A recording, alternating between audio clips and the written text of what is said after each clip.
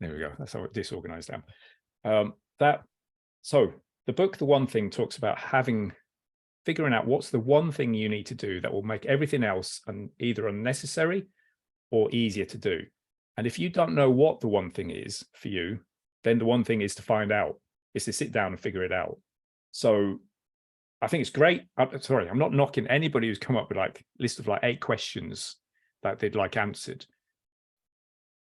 Sitting down and working out what those 8 questions is a great exercise for you to think about all the different things that you need to do or learn. It's just the next step afterwards is maybe to look at them all and go, which of these, if it's one of them, one question could get answered, would actually make all the others either unnecessary or just a lot simpler. Or another way of looking at it is, what is the question right in front of me? What's the thing I need to do currently that's holding me back? What's the problem right in front of my nose at this moment in time? What am I stuck with? How do I solve that? So there's that phrase, I keep mentioning it in the forum, overthinking is the art of solving problems you don't have. We're all great at it. And you guys, especially any of you guys who are still in school or college, or you're trained as an engineer, you are trained to solve lots of problems in advance before you actually have them. Yeah. That's what you're trained to do. An engineer, you're not allowed to build a bridge if you haven't figured out how to get them to meet in the middle. Yeah. You've got to get all that done. Yeah. Yeah. Right? Andy's right. I'm an engineer in the workforce. He's right. Yeah. We do tend to try to predict what we need and overthink too much things. It's not tend to, you're trained to. As a professional engineer, that is your job. I was an IT engineer type person. I know, you two were telling me about that. Yeah. Yeah. So my job was to make sure IT systems, when you migrated or changed or upgraded or whatever, it actually worked. You know, so I'd have to go through all the steps that would have to happen, have to test each, make sure it all happened before I went and did it. Right. Gosh, we're going off at not a complete tangent. I think this is important. This is what I was thinking I would like to present to young folks who are probably in school, teenagers, people just left. Yeah.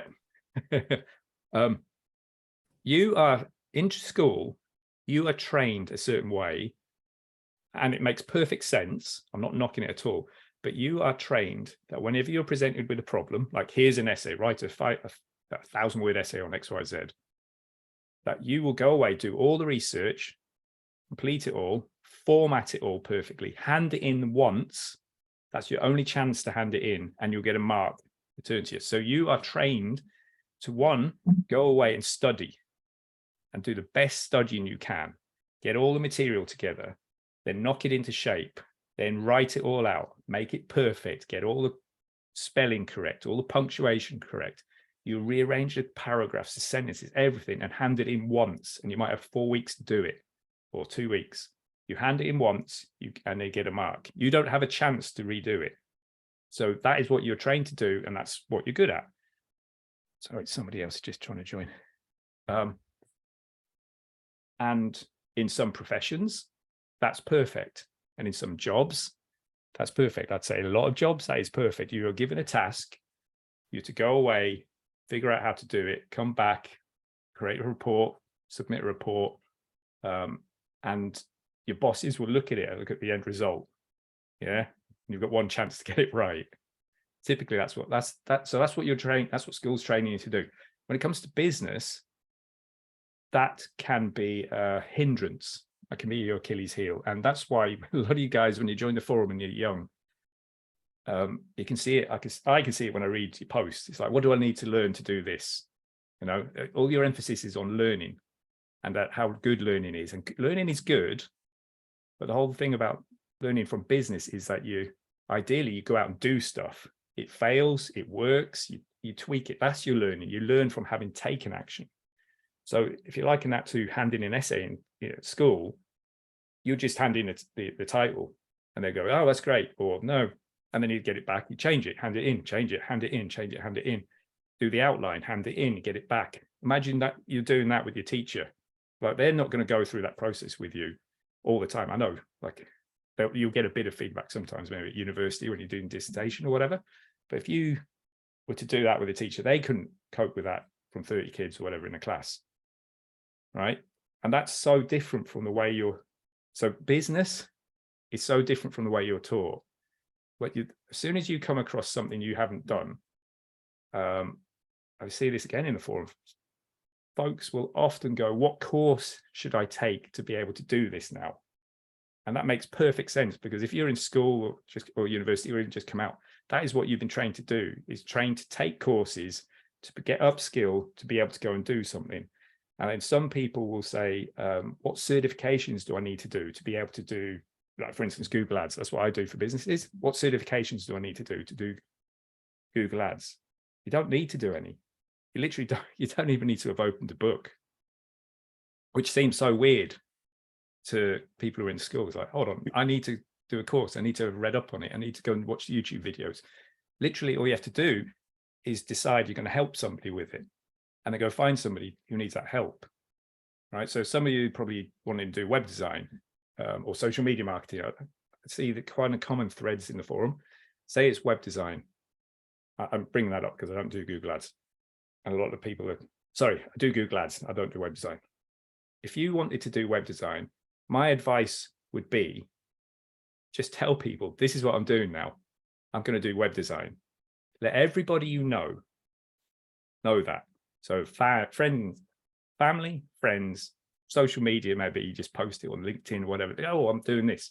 Just post it in a very conversational way. And what you're asking, and at the end of it, you ask, does anybody know? Do you know anybody who needs any help with this? So you're not putting anyone on the spot saying, do you need help with this? Do you know anyone who needs help with this? And a lot of people are going to be, oh, yes, actually, I do know somebody who needs a website. And they're also thinking, how can they help you get going? Yes. So it's nice. It's good for them to do that little introduction. You know, they get some brownie points and feel great about it. And boosts their, their perceived value in the community or whatever, just by introducing people. So people will do that. So if you think how different that is from the way a lot of people are approaching that in the forum, and I suspect it's because of school, you've been trained to do things a certain way. You need to have passed got a certification, done some courses, read some books, listened to podcasts, all these things to get yourself to the level where you can go and do that. That's one thing, is you've been trained that way. The other thing that that's probably related, a lot of it is a confidence thing as well. A lot of people think they're not good enough to be able to just go and do it without having done a course first. Or I can't create websites for other people until I create one for myself first, figured it out. Or I can't create Google Ads for other people until I create campaigns for myself. So that's like, some would call that imposter syndrome. I'll just say this: that's you thinking you're not good enough. So I'm not good enough. I'm not fast enough. I'm not young enough. I'm not old enough. Whatever it is. Okay. So I spoke to a business coach years ago. I remember explaining what I was doing, etc. And it was supposed to be a 30-minute call. It ended up being 2 hours. And there's a lesson in that. He wouldn't let me pay for the extra 90 minutes. He said, look, if you pay, the transaction would be complete. This way, the transaction is not complete, and you're just going to refer more people to him. And it's exactly right. I did. But at the end of the call, we're just about to come off, and I was saying, right, I just need to find. So this is what I do technically. I generate big campaigns, generate leads for businesses, etc. I just need to find a business partner. Me work together and create a business out of this. And he went, whoa, stop. The reason you're saying you need a business partner, from having spoke to you, is because you don't think you're good enough as a business person to do that. You don't think you're enough, and that feeling of not thinking you're enough is what causes people to do lots of great things. It's caused the human race to go out and explore and expand and get into all these different places in the world and into the space and underwater, etc. But that can also cause you to not do things because you don't think you're ready. You don't think you're good enough. You don't think you're tall enough, fast enough, all this sort of stuff. And his tip for me, and I'll give it to you because I thought it was amazing. He just literally said, whenever you think you're not doing something because of that I'm not good enough gene, then just say to yourself, I am enough because I say I am. That's it, literally. So whenever I find myself going, I better do a course on this, or I need some help with that, and I think it's something I could just go and do, I literally I am enough because I say I am. and just get on with it. Yeah. Yes. Zachary just said everyone's worthy. It's all about internal belief. There is that. It's getting started. So this particular call, maybe we'll do some other ones, I don't know. It's about getting started. The main reason people aren't getting started is because of yourself. You're getting in your own way. You don't believe you can, so you believe you have to go on courses, learn stuff, acquire lots of different skills. You know, I've seen some people have got a list. I'm going to get this skill, then that skill, this skill, and I'm like, whoa, I haven't got any of those. I haven't even don't think I've read a sales book either. But I do sales all the time. You all do sales all the time. It's just part of life. You're chatting to people. You're trying to convince them, let's go to that, watch that film versus that film, or you're just chatting to folks. So I'm just reading some of the comments. I should stop doing that. Okay, so a lot of you guys are stuck because you have school, college, our education system has taught us to approach things in a certain way, and it is not the way that works best for business. You're taught to line everything up before you press go. Get all the traffic lights green before you start. You've probably heard that phrase. Whereas what's best in business is to learn by actually doing stuff. You do something, you get feedback on it. You do something else, you get feedback on it. I'm constantly running I see it as running tests. I take on a new client. We want to make something work. They'll get all excited about it. I'm not excited. And if it doesn't work, I'm not upset. I'm just curious. Why did that not work? What do we do? Adjust for next week? How do we, do we change the ads? Do we increase the bids? Whatever. So every week I'm relentless. Every week we work out what are we going to do this week based on what happened last week. So we look at the stats last week. How did things go up or down compared to previous week? Devise a little test. I've got a theory. So it's always constantly you have a theory. I have a theory that maybe people don't like seeing an offer in the ad. Let's try it by taking the offer out and put something else in. Let's try this next week. Did that? What effect did that have? Whereas a client would be like, oh, I'm really super pumped about this. I think this is going to work. And like, I don't like that. They're getting all super pumped and excited. Next week they're depressed that it didn't work. Okay, so that's kind of a general. By the way, does that make sense for you guys who are still at school? That makes sense. Yeah. Yeah.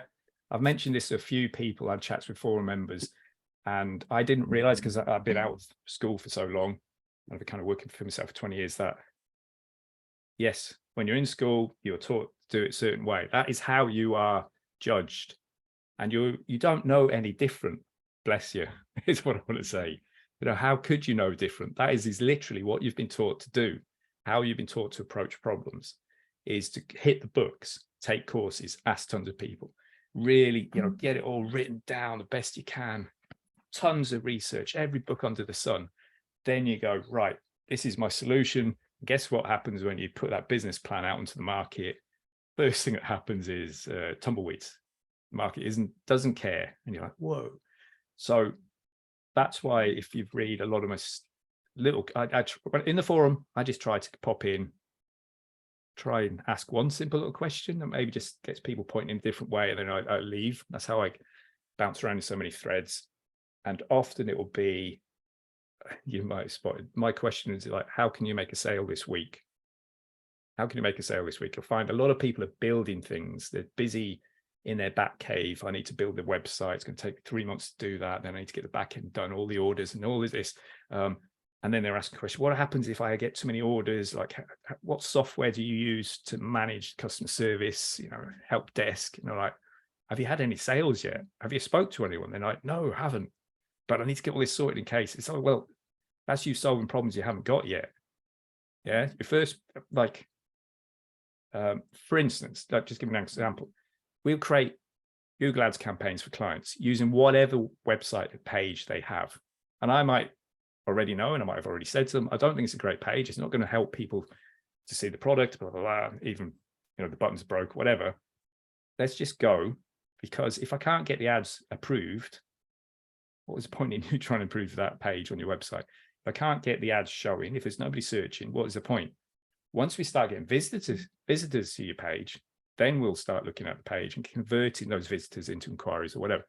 And then they'll be like, right, they might ask, well, conversion tracking doesn't seem to work. I'm like, again, we don't need to work on conversion tracking until it's time, until we're actually getting visitors. Yeah.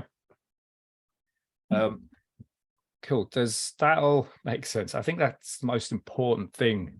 If we had to finish now, you just went away knowing two things. You are enough. Just say it to yourself. I am enough because I say I am. You could just go off and do it. Yeah. Like all those like self-doubts, don't need them. Yeah. Just go off and do it. And then the other one is similar. Just go and do it.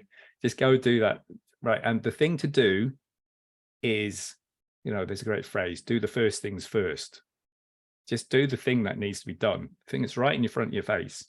And then actually, and another one that I really, really like, a line that somebody told me was, start as close to the end as possible. Right. So if you're trying to get into conversation with people to maybe sell your, I don't know, video editing service to people, and you want to do it by getting into conversation, then if you're in like a Facebook group or on LinkedIn or whatever, just get into conversation with people. Now, figure out how to do it in a way it's non-spammy. But if that's your goal, and that's how you start, how you make sales, by actually messaging, hopping on a Zoom and having a call, then don't create a website with a page where people sign up to get a lead magnet about how video is great for your business, and they get on your email list, and then you put them through like an autoresponder series of like, 10 days setup. So you create a page, create a lead magnet, setting all that up just to get into a conversation with them. Just go and get into conversation with people in the first place. Yeah. So I don't know why. I do know why. Partly that is because people are telling you that you should be doing this, you should be doing that. This is the way to do it. Okay. And I have mentioned it a few times in the forum. Be careful of you saying, I need to do this, I should do that, I must, because often that precedes a limiting belief. I need a website to do X, Y, Z. Well, do you really need a website? Can you do? Is there anyone in the world who's done that thing you're trying to do without a website? Like, I barely have a website. That's one thing. And then be careful of the people who say you need to do this, you need to do that.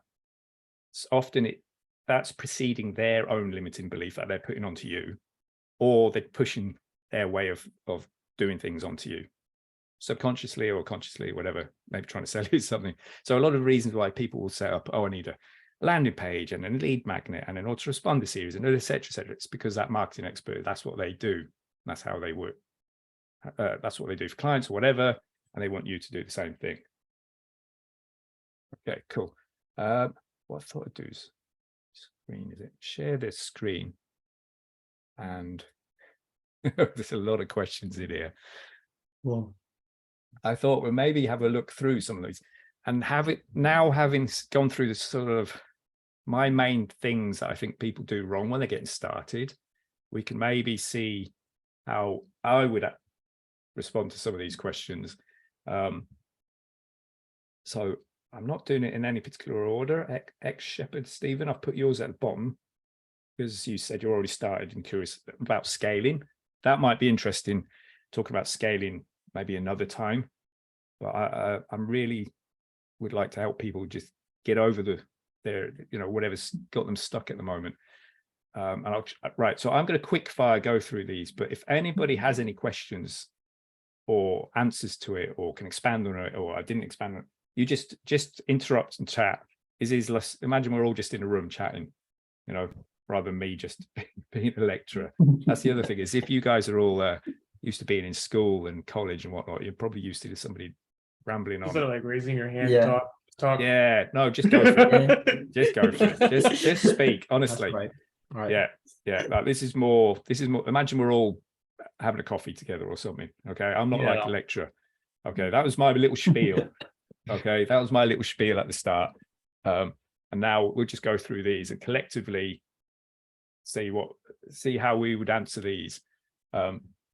So somebody asked, and I've got all the names in the emails of folks, and so I can if I miss stuff or whatever, feel I need to answer it better, I will send you an email with whatever.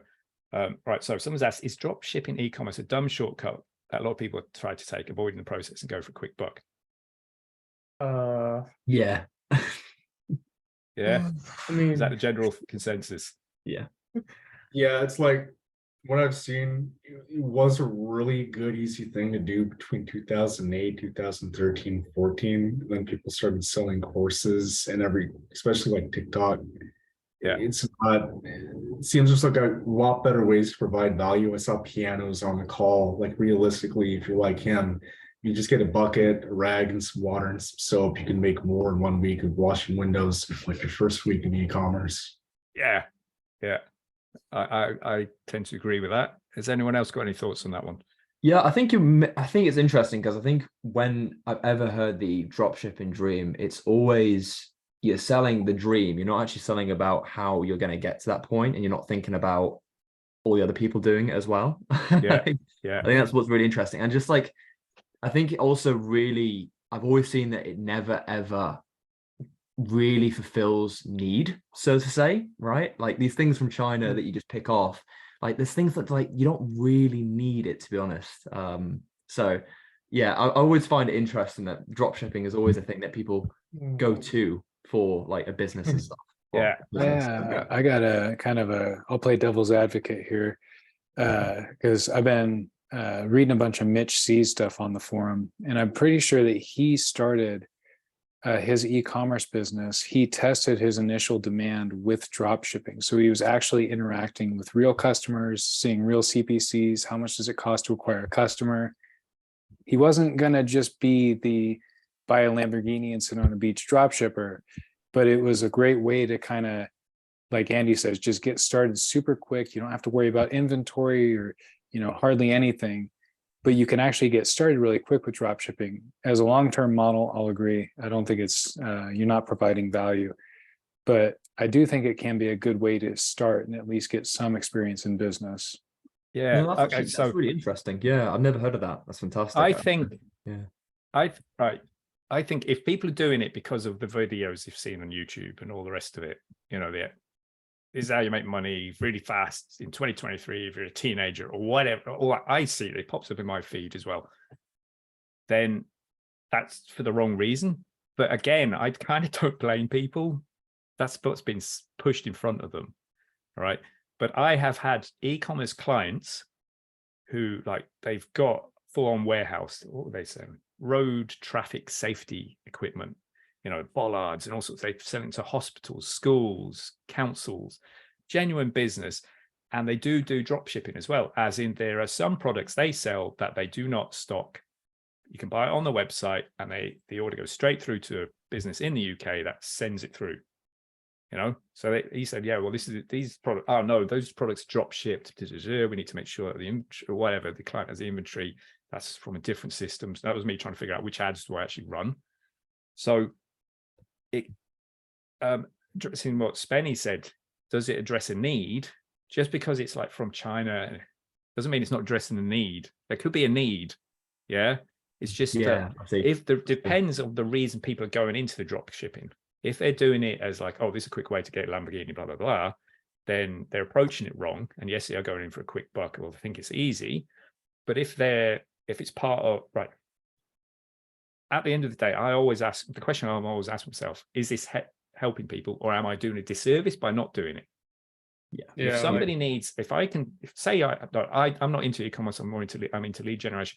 But if I spotted that there was a ton of people looking for, actually, I'll tell you, for that client, they were also doing mats for shops that you walk in and you don't slip. So as you walk in the entrance, so in the car dealership, you go in and you wouldn't slip. And we were bidding on mats and stuff like that. And we kept seeing all these mats for BMW 520D mat, and then Mazda 6 mats, everything, every type of brand and model. And I had to get them all as negatives and add them as negatives to the campaign, so it wouldn't show if somebody's looking for a, Toyota Corolla car mat or whatever. I'll show you Yeah. Yeah. I mean, Andy's got a point though too, and also Spinny does as well. So I don't know if you guys know, but there's actually in the insiders edition of Fastlane Forum, there actually is what's called an INE section for you guys that don't know. And so it's like people who want to execute upon ideas. So like maybe someone owns a business already and they don't have enough time to execute on it. So they create a post. Like this actually came from China. Actually came from Hong Kong. And so I found Wait, what is just on that, Zachary? Huh? What is Oh. that? You holding up? Yeah, sure. Can you see it, Andy? Oh, Yeah, pen the tracking book. locator. Yeah. Okay. Very Yeah. good. So Yeah. one way, one piece of advice, like I'm not where I want to be at yet, but one thing that I am trying to do that I got advice from two other members that are further than me, just for you guys that are just starting out, is also like your radar. So like your fast lane kind of like idea generator radar. So he talks about in the books about trying to become selfless. So I was on Nextdoor. I love Nextdoor because you can look at all the questions that people have. And you're like, okay, cool. So it's like, does anyone have a recommended landscape? Well, if you know somebody, or you can create, you have a lawnmower, you can go and say, hey, I got it. I can help you mow your lawn. But this need came from about because I saw so many dogs and cats being lost. And so the idea was to basically find an actual GPS locator that would help other people locate their dogs and cats. Because I have 4 cats and I love each and every single one of them, and I love pets. And so like, I mean, you just see it every day. Missing pet, missing pet, missing pet. Or you look on Facebook groups, right? So it's like there's 10,000 members. There's so many Facebook groups in DFW alone about lost pets. And you can see the activity of like 10 posts a day. And so like you can join a group and look at every single one of them. And so like that this TAM, total addressable market, is in the millions, but there's tons of people having problems with this, tons of it, right? And so it's like you got to think to yourself like, okay, how can I create a product or service that can help basically locate these animals?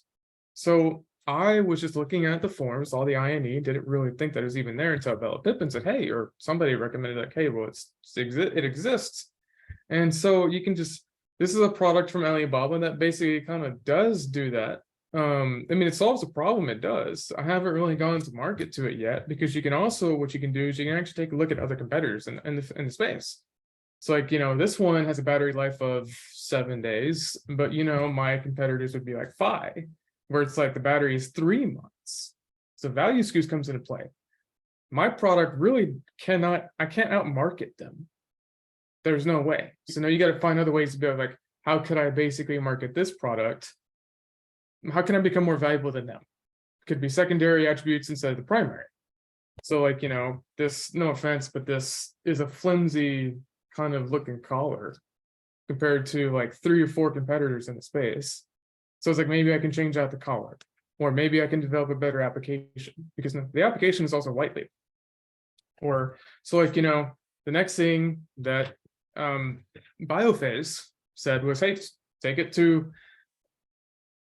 go to the park and just test it. I don't have a dog to test either, so maybe I can find 10, I could buy 10 of these and go to 10 dog owners on the actual in the place, be like, hey, I can help you locate your dogs, and would you actually buy something like this?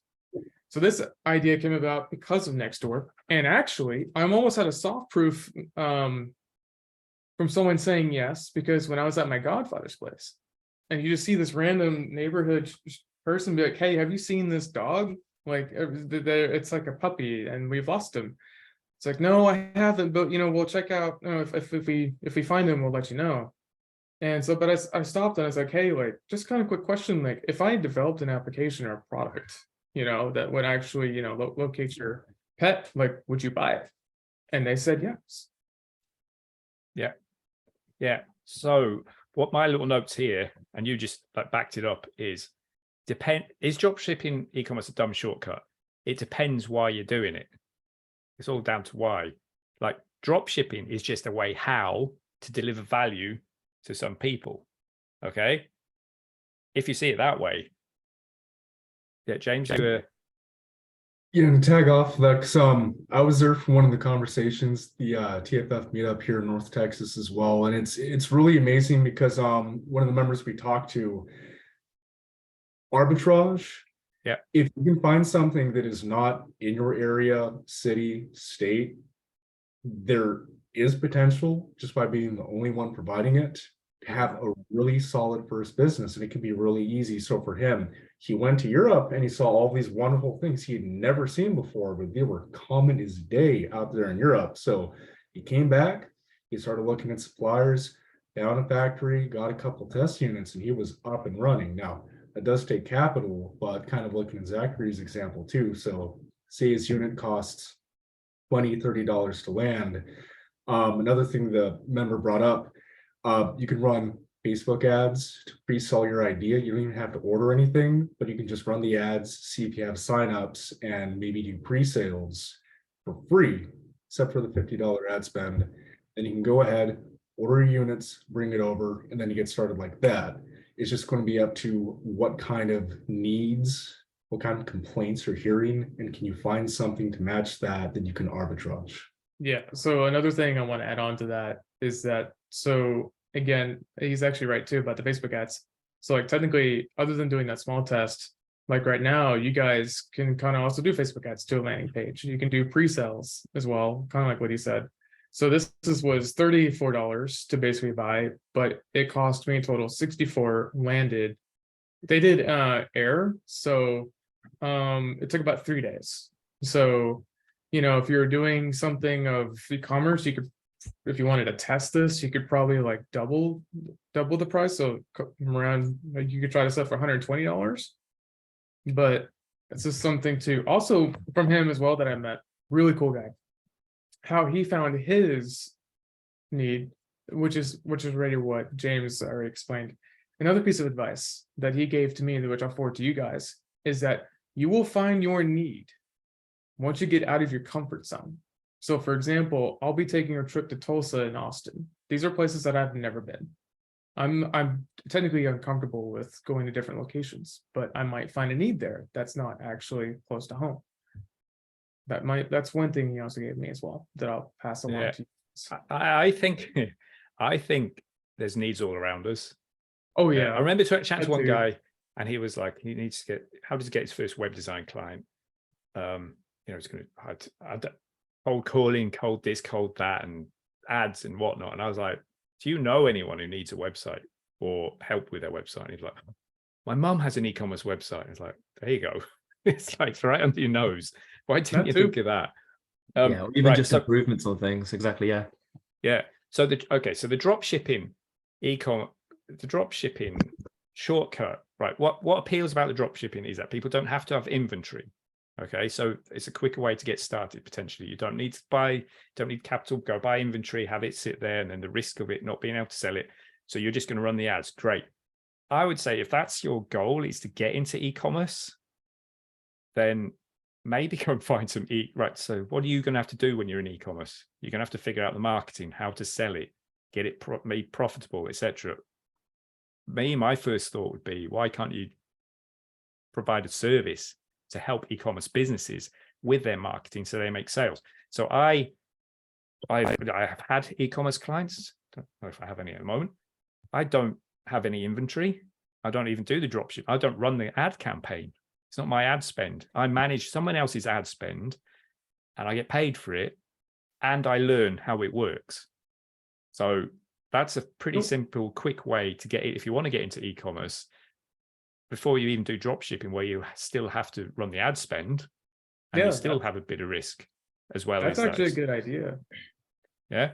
So yeah, because go ahead. Sorry. So I've often said, get paid to learn. And what I don't mean by that is like, oh, you pretend you're really good and you're not, and you're rubbish and people pay you and then you get better. What I mean is like, you like, so some of my first Google Ads clients, I was charging them $200 a month plus a bit of ad spend, maybe 200 ad spend a month, 300. And I'd say, you know, so I got better at Google Ads using their ad spend, and I got paid for it. And obviously, as I got better, I was able to get different clients. And then I even took those first few clients allowed me to get a job. I got a couple of jobs. So I was help in teams managing 100,000 spend a day. It's not my ad spend, but I'm managing it, you know, or helping to manage it. And so I got all that experience with some other people's ad spend. So I'm not an e-commerce guy. I don't want to send people wrong if you're really into e-commerce, but for me, the worry, if that's your first rodeo in business, you're going to have to figure out how to do the marketing. You're going to have to buy stock or sell it. Look, there's a lot of moving parts. Whereas if you could figure out the parts that are needed for e-commerce, maybe you could deliver that as a service to e-commerce businesses, and then you are rubbing shoulders with successful e-commerce business owners. So you don't even have to pay for mentorship or groups or whatever. You actually have clients who are doing e-commerce. So that's like a way of getting paid to learn and getting into an industry. So hold on. At what point would you stress? Sorry, next part of the question. At what point would you suggest someone quit their job if they want to enroll in the fast lane as a 20-year-old with no responsibilities? This has been answered a few times in the forum by Vigilante. He's got a great. His is basically keep your job, keep working until your revenue from your side income, whatever that's side hustles people call it, side revenue, is he said until it matches what your job is. To me, it's like, well, it doesn't have to be that much, but because your job's, let's say your job brings in 4K a month and you only pay 2K a month in your expenses, well, actually you only need to reach 2K a month. As long as you cover your expenses, you could then technically get rid of your job, and your side hustle income is keeping you afloat. Then obviously if you've got like savings, you maybe don't even need to get to that point.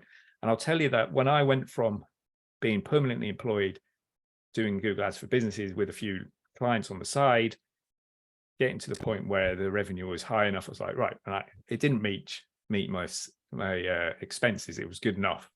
And I had a little bit of savings. I was like, right, I can get clients. I'm good enough at doing that.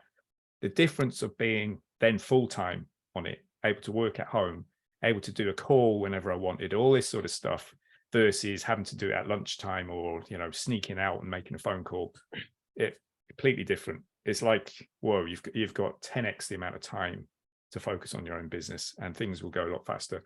So I would say that I think a lot of people quit their job kind of too early, and then their business has you have to, like, if you're trying to sell a service, I'm more familiar with selling service to someone, you're chatting to them, they can feel that coming off you if you're desperate for the money, if you need it.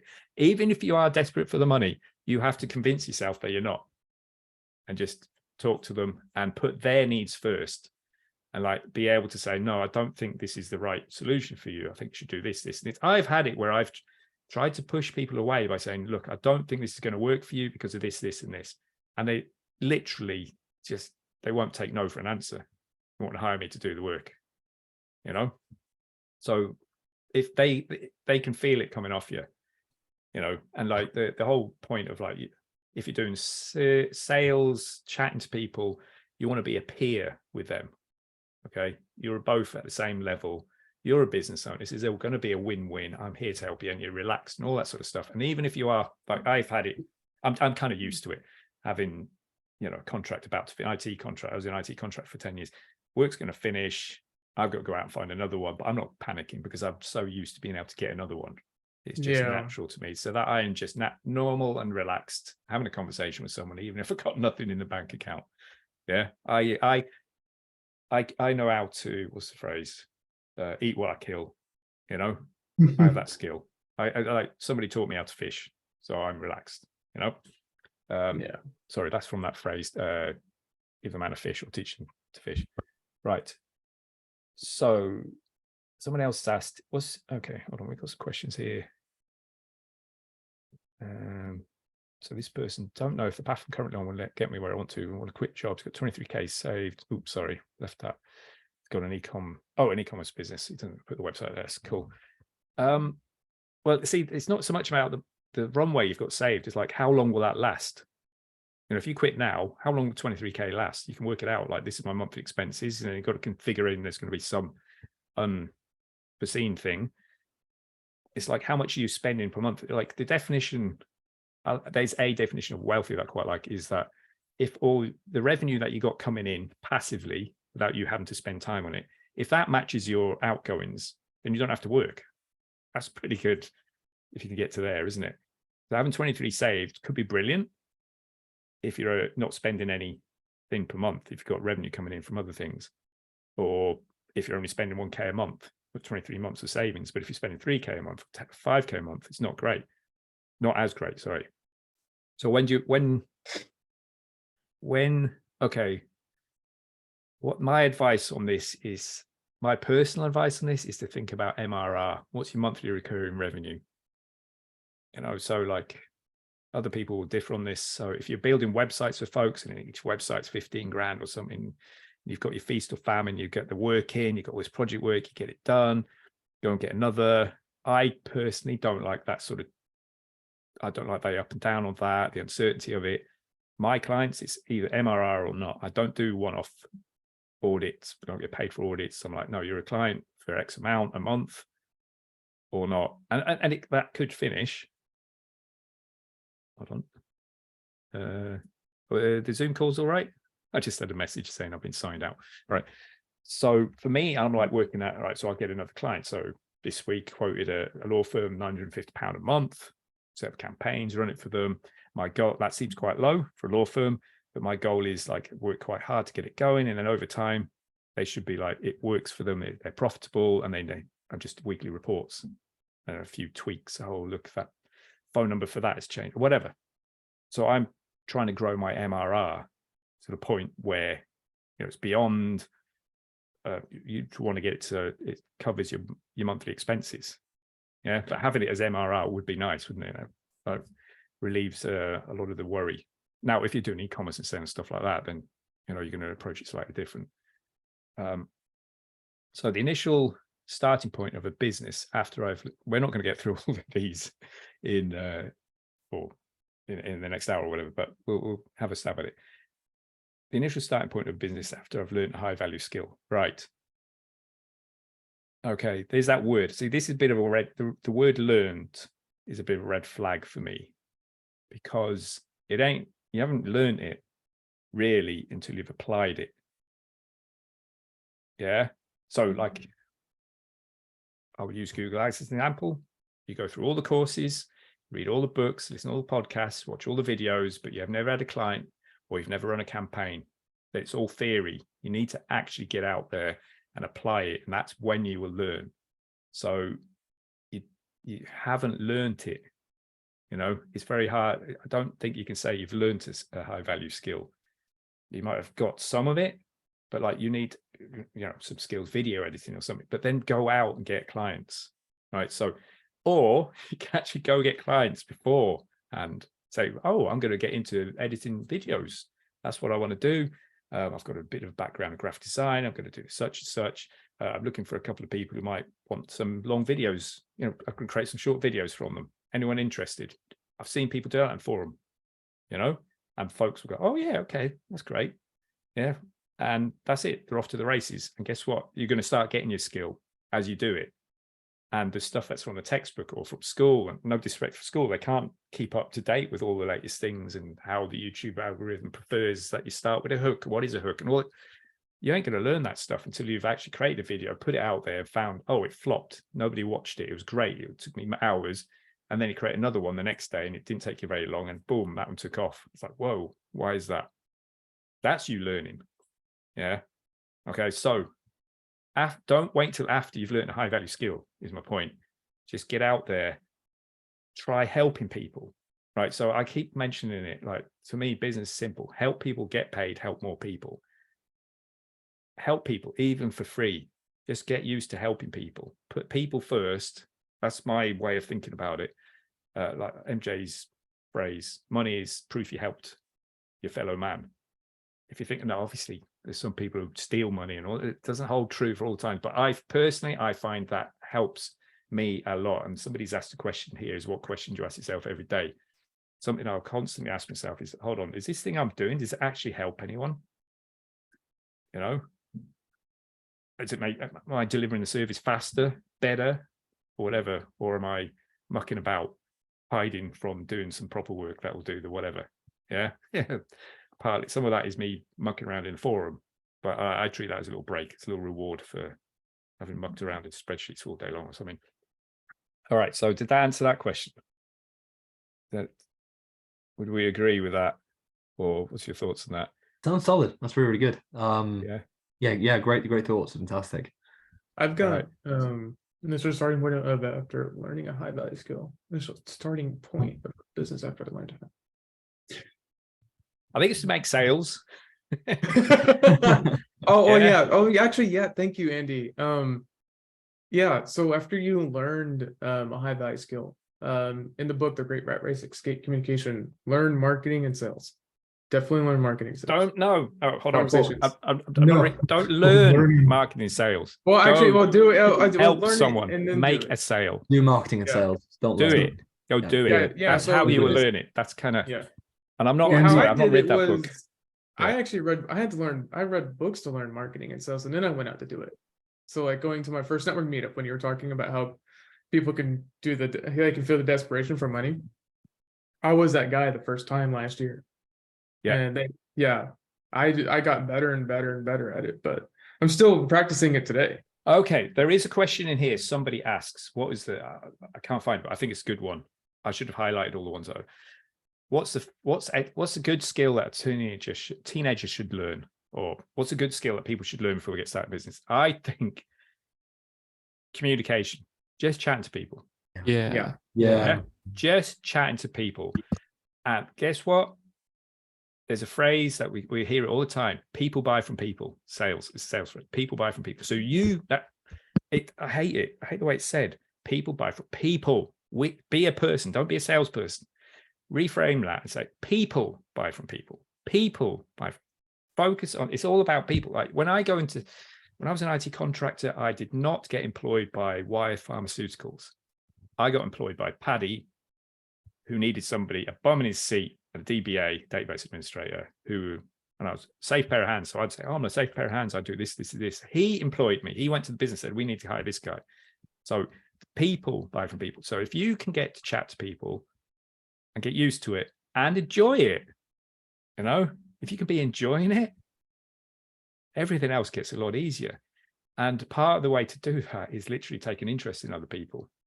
Yes. Yeah. It's like when I go meet people first time, I'm always thinking, I wonder what that thing is. There's something. I bet there's something that they're into, where if they got on that subject, they would just light up. They would light up, and their passion would just come out of them. Everybody. I personally think everybody has some subject. Their kids, their dog, their this, their that, their skydiving, their surfing, the trip they did. You get, what is that subject? And just kind of find it. Not probing freaky like, but I just believe that everybody's interesting. So because I believe that, everyone is, funnily enough. If you believe everyone is, like my brother at one point, I remember having this conversation with him, he thought that everybody was an arsehole. Down the pub, everyone was an arsehole. And I was like, I think everyone's great. And then I was just watching him. Every time somebody bumped him, he'd be like, just like an attack dog. They did it on purpose. If bumped me, I'd be like, "Ooh, sorry, mate." Like, no, hold on, they bumped me, spilt my drink. But I'm going, "Ooh, sorry." And then I end up chatting to them. And literally, people will live up to your expectations. So if you think that everybody's going to be mean to you, and you go around with this face expecting it, preempting it, guess what's going to happen? But if you think everyone's lovely, no, obviously it's not the same all the time. And you just smile first. That's what I do. I smile first, go past people. I go, "All right, how are you going? How are you doing?" And yep. That kind of rolls into your diesel and coffee bit that you talk Yep. about on the forums too. So what just this base level communication Yep. is also the prospecting method you talk about. Just Yep. let's have a chat, bring up what you do. Yeah. So I've got no agenda. I just literally, I don't have an agenda. I just want to get to know and want to be able to figure out how can I help you. And Google Ads or not, doesn't matter. Oh, wow. So like I literally, I know it works. I've figured out it works. So I kind of, not ham it up, but I lean into it. If people say something, I'll go, "Oh, wow, that's really interesting." I don't go, "That's interesting." I go, "Oh, wow." And I'll say goodness and stupid things like that. Oh my goodness me. That's the, real Englishy, whatever. So I kind of lean into it, but to encourage people to chat. And what I've learned over the years, like selling service, is if I'm like that, and I don't try and close people, I don't try and be sneaky with people, not sneaky, but, you know, don't come across as salesy, then guess what? They have a great interaction with me. I have a great time. They are more likely to refer their friends to me as well. Oh, you should go and talk to Andy. He'll help you with it. And if it doesn't fit, it doesn't matter. And in any way, sound or whatever, you know? And guess what? I live in this. So I walk around smiling at folks and saying hello to everyone. Guess what happens? I have loads of people smiling back and saying hello back. What a sunny little world I live in. I remember being, when I was working in London, was I 27 or something, sat around, it was a team meeting. We all went out for food, lunchtime. And I remember I was at one of the table, yakking away. Somebody had asked what I'd done at the weekend. I was chatting away. Oh, Zachary's back. He dropped out. I was yakking away. And I just stopped and looked up. One of the old guys was looking at me. And he just said, it's a sunny little world you live in, Andy, isn't it? I was like, what are you on about? Is everyone not got the same world? What's going on? You know, and I don't know whether that comes across in the forum, but I'm trying to be like the positive sort of bouncing around. Oh, that's cool. And supporting people and helping people, blah, blah, blah. It makes life a lot, much more fun, you know? And right. So what James was talking about, diesel and coffee, I've got a thread about it in the forum. I was on a business course and somebody had, Blaise Brosnan, he asked everyone to introduce themselves and give one tip. What's your best tip that you could give everyone else about business? One tip. I can't remember what I gave, but the person next to me said, oh, I was on a previous course of yours and you gave me as a tip that at the start, spend your money on diesel and coffee. And I was like, boom. Oh my God, that's exactly what I've been doing. I have not been running ads. I've not been doing flyers. I've not been, by the way, I'm not knocking any of those, especially considering I do Google Ads folks, but all I do is just diesel and coffee means you make an effort to go to them. Diesel in the car, coffee. When you have a coffee with someone, it's the guts of an hour, 40 minutes, 45 minutes. And what do you just chat about? You just chat. It's not a sales call. It's diesel and coffee. And my definition of diesel and coffee now is a Zoom call. Oh, let's hop on Zoom. Oh, look, I can have a look at your account. No worries. Just yeah, look, this, that, next thing. Try this, that, next thing. And I've had countless calls with people in the forum who are never, ever going to be a client. I'm not doing it to get clients. I do it. I could help you with that. There's a thing like Anti-Fragile in the forum. He was wanting to use some software for this, that, and the next thing. I said, oh, hold on, let me show you Basecamp. I think Basecamp could be really good. So hopped on a call, showed him Basecamp, had a chat. That was it. I could help. It didn't matter whether it makes money or not. So help people get paid, help more people. If you're just constantly using your helping muscle, it stops you thinking about yourself all the time and what you want. It's like, oh, drop shipping from the Lambo. Yeah. Versus, hold on, people keep losing their dogs. I've got a dog. I'm really upset. Or cats. I'm really upset. Oh, and I see in all right. If you look at this spreadsheet I've just created, there's going to be common questions in here. You know, so you're a community of people all getting started in business or proceeding in business.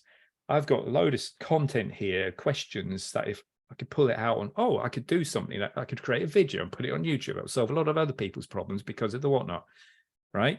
So this is just me just trying to help people. This will be shoved up on YouTube or podcast or whatever.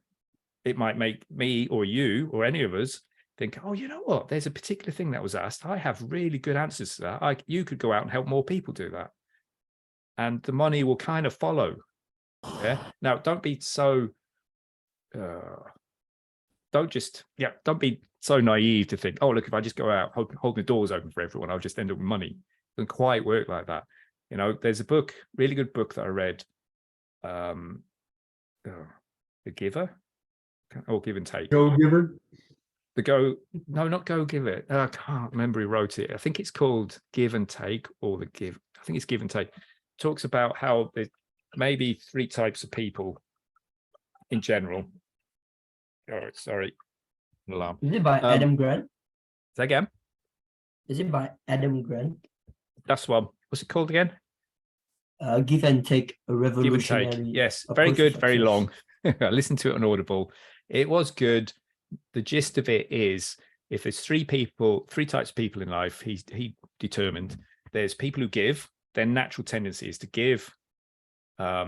to help others, like nurses. You just think of nurses, a great example. Okay, then you've got people who are, most people are matchers. They will match what they get. Yeah, so if you're mean to them, they'll mean back, or if you're nice to them, they'll be nice back. And then you get people who are takers.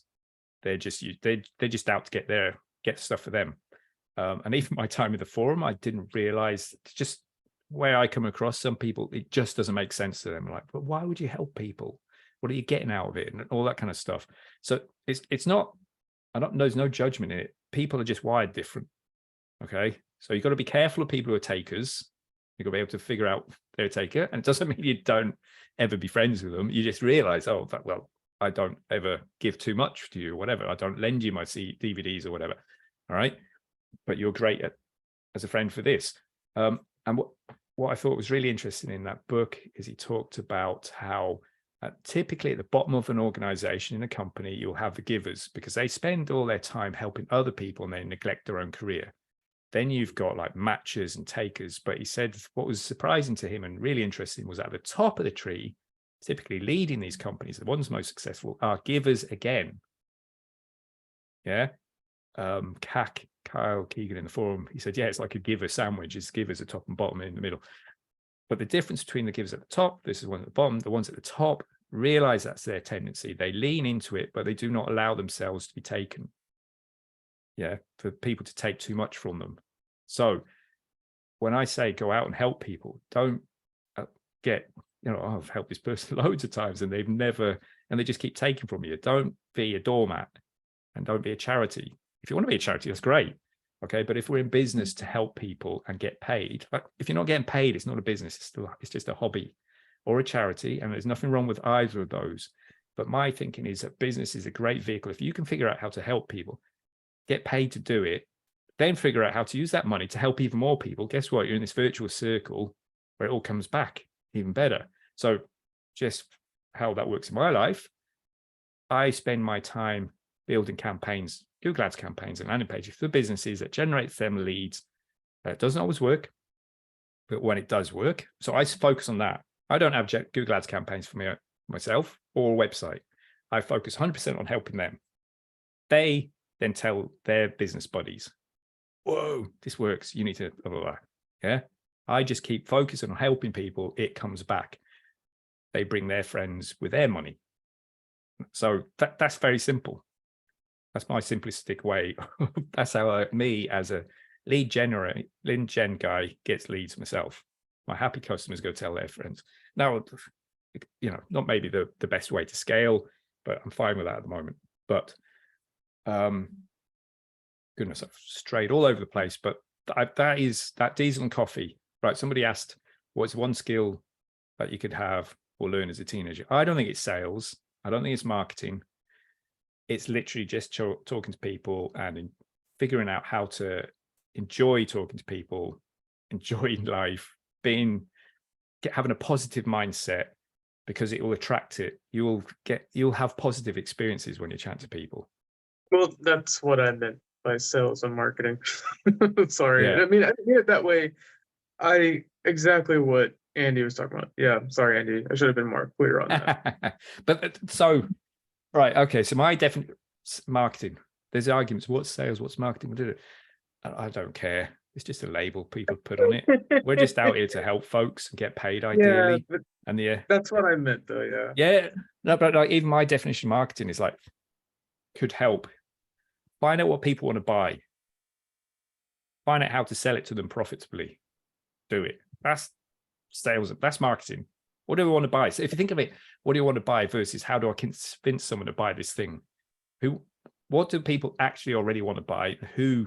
All right. So that phrase from Blaise Brosnan, I like. Sales is a screening process, not a convincing process. If somebody, right. So he's great piece of advice that they gave. What was it? A guy who was a lawyer. He's just going to go out on his own as a law dude, and he was asking the question: how much time do I spend on a prospect before I go, okay, this is not going to work, and I need to move on? How much time do I spend helping them, this, that, and the next thing, for free and whatnot? And this is like, I suppose, the how to be a giver without getting taken advantage of. And Blaise's advice was find out as soon as possible if the person in front of you sees the value in what you do or just the cost. They just see and you will get that indication fairly early. Oh, how much does this cost? And you're like, we haven't even spoke about what you need done yet. So they're all cost. They're all thinking about cost. It's not going to be a great experience with them. Whereas if I get talking to someone, I say, right, this is what I can do. I can do this, this is what I've done for other people. And their eyes light up. They're like, whoa, hold on. You can do what? And their brain is going, and oh my goodness, you could do this, that's brilliant. Now it's going to be a great, better client relationship anyway, working with someone like that, more fun. But that's someone I could spend a bit more time talking to. So they see the value.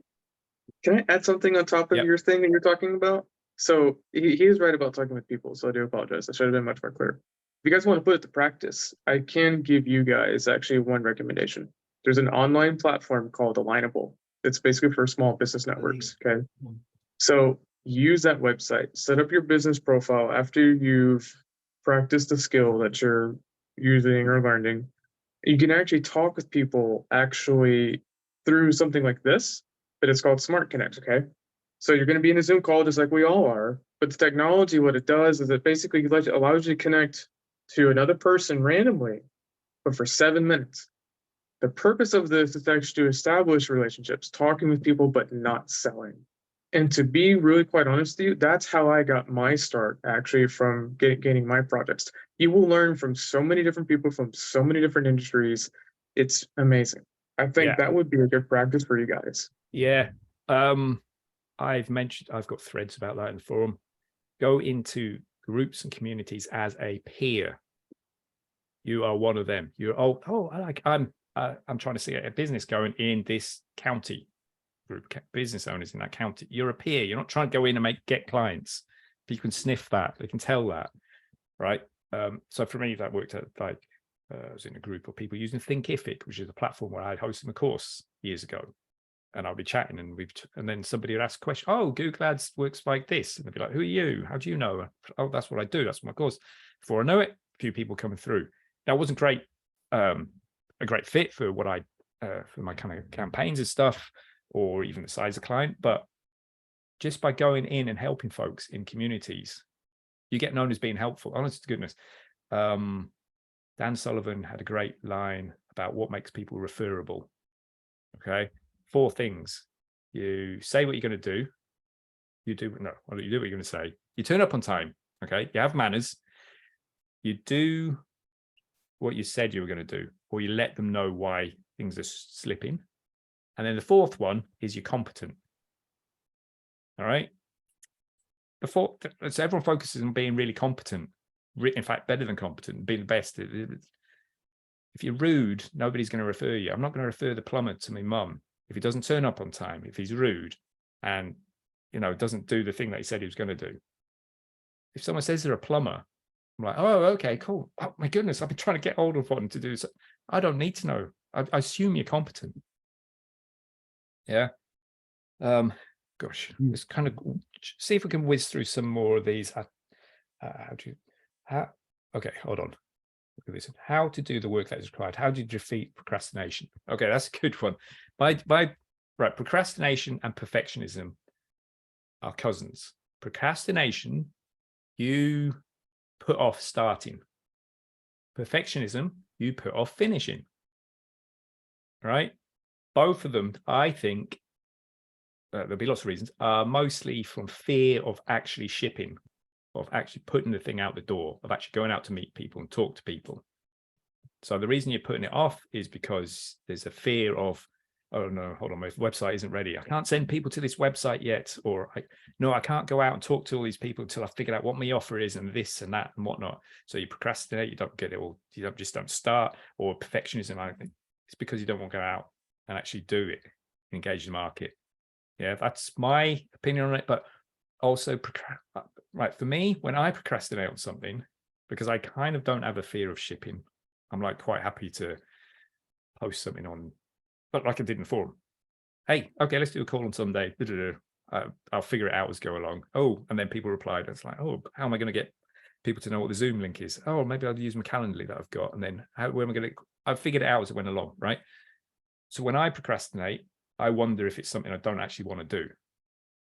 My gut, I trust my gut. It's like, hold on, there's something about this that I don't like. What is it?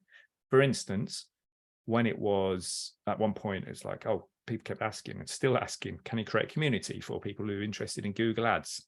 And we can all chat and do it. And I'm like, right, okay. So a few times I started it and I never got beyond just starting it. And I was right.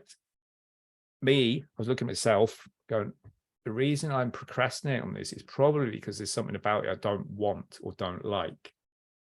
And there was, when I figured it out, is like, I think this is going to be a massive time suck for me. You know, people asking me questions, me being like the authority in a group leading it, and people just constantly asking me questions about Google Ads.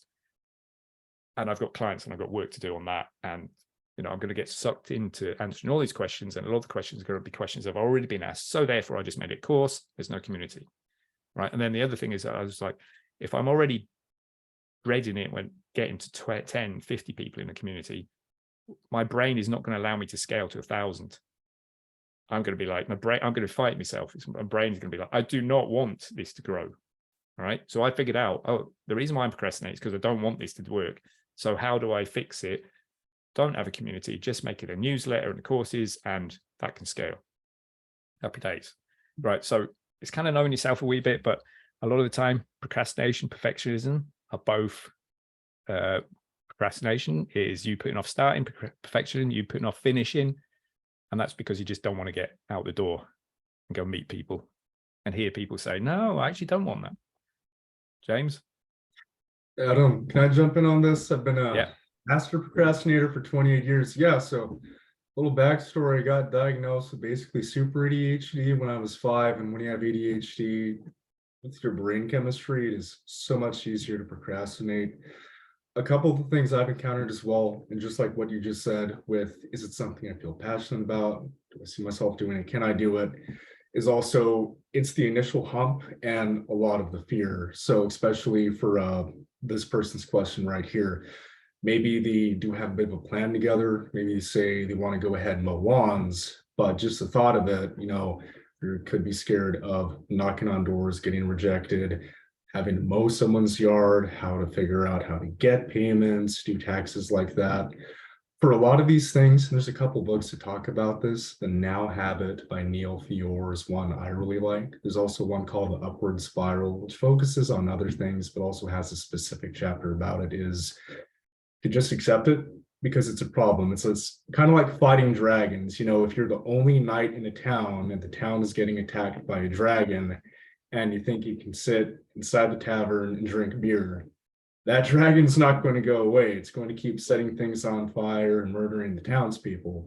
But the moment you accept that as something that you do have to do, you're the knight, and you go out and do it, then nothing can stand in your way. It's just really about committing. And I put it in the chat, focusmate.com. It's been good for me. It's just $5 a month for unlimited co-working blocks. And if you just schedule the time or jump on 1 hour, once you start and someone's on the other end of the line with the video call, it's not like you can just walk away or turn around and watch something on Netflix. You know, you're in it, you have started. And since you've already started, let's go ahead and just do some work. And that's what I found to help. It may work differently for other people, but just a little practical advice. That's a good, yeah, I never thought of that. So two people getting on and just working. Yeah. The two things that, from what you've just said, it comes back to what I said right at the beginning, that where people say, I'm not fast enough. I don't know enough. I haven't got the experience. I don't do sales. I'm not a salesman. I'm not, all this thoughts in your head that you are not enough. Literally just take a deep breath and just say, I am enough because I say I am. Go. Yeah. And then the other one, and this one helps me quite a lot, is, am I doing people a disservice by not getting it out the door now? By waiting until it's ready. Like my latest incarnation of my course, maybe 3 years ago, I think I've got a thread in the forum. I think it was Just Start Already or something like that. I called it. I got annoyed with myself. It was Sunday night. I was like going to bed. Oh, I haven't created the course. I haven't done this. I haven't done the sales page. Sorry, I'm just going to post to Facebook. I'm thinking of creating a course. Blah blah blah. $15 a month. Maybe Facebook. Posted it. Went to bed. Woke up the next day like 30 responses. You know, I got to the point where I was like, hold on, there could be somebody now who needs this course, and I am doing them a disservice because I want it to be better. Just get it out there. I've literally created a video last night, and I'm like, I want to redo it because just get it done.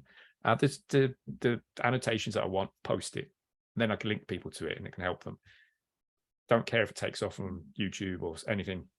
I am doing some people a disservice by not putting it out there and linking to it when they've asked for it. So there we go. That helps me. So you're the knight in the tavern, shine on. There's people out there getting burnt. There's me worrying about my imposter syndrome. I've got a sword, go out there.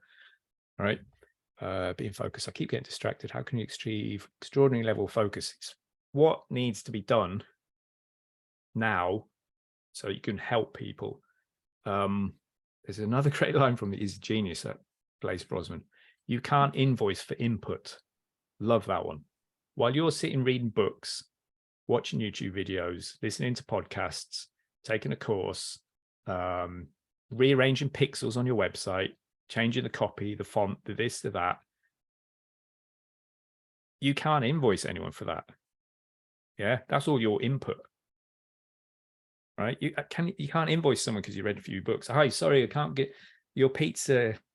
We didn't deliver your pizza, but we were cleaning the ovens and we bought the new this and we were learning on the such and such. I paid for the pizza. You better give me the pizza, right? You can't invoice for the input, right? So are you just mucking around doing busy work, or can you invoice anyone for this piece of work that you're doing? I think this is another bit of perfectionism. I'm not going to lie, because if you start thinking, oh, if I can't be extraordinarily focused, what's even the point of starting? But like, if you're trying to achieve that already, even though you've not even started being focused, then it seems like just perfectionism all over again. It seems like hold on. And I would say that I don't have an extraordinary level of focus. No, me neither. Right. Sorry, in the definition of do I sit down and I can sit and work and work and work and work? No, I can't. I've got like wife, kids, mum, lots of stuff going on. Yeah. And you can see how often I'm in the forum getting distracted, right? But my focus is that I'm Google Ads, lead gen, local lead gen. I don't do e-commerce. I don't do display ads. Don't do YouTube. I am focused. And how I'm focused. So a way to be focused is to eliminate. I don't do this. I don't do this. I don't do this. I don't do this.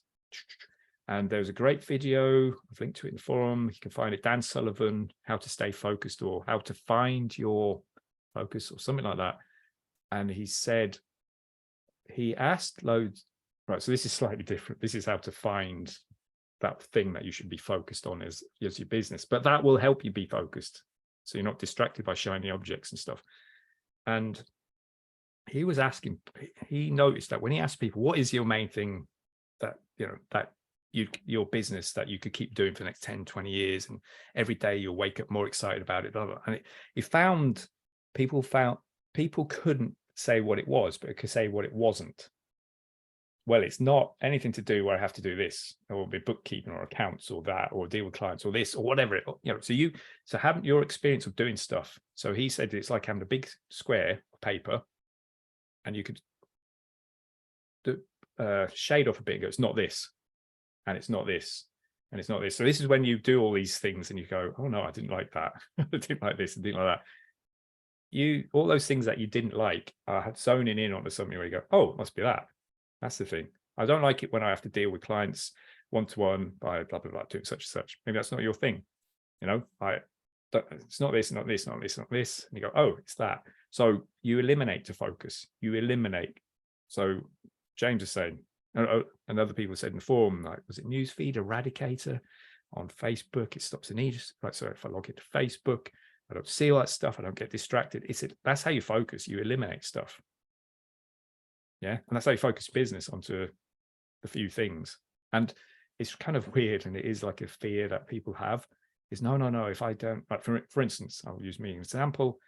If I say no to e-commerce clients, I'm turning down revenue.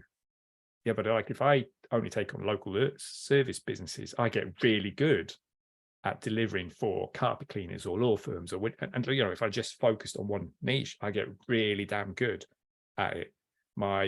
The landing page, the questions that people ask that we ask in the form, that like, do we have a WhatsApp button or not?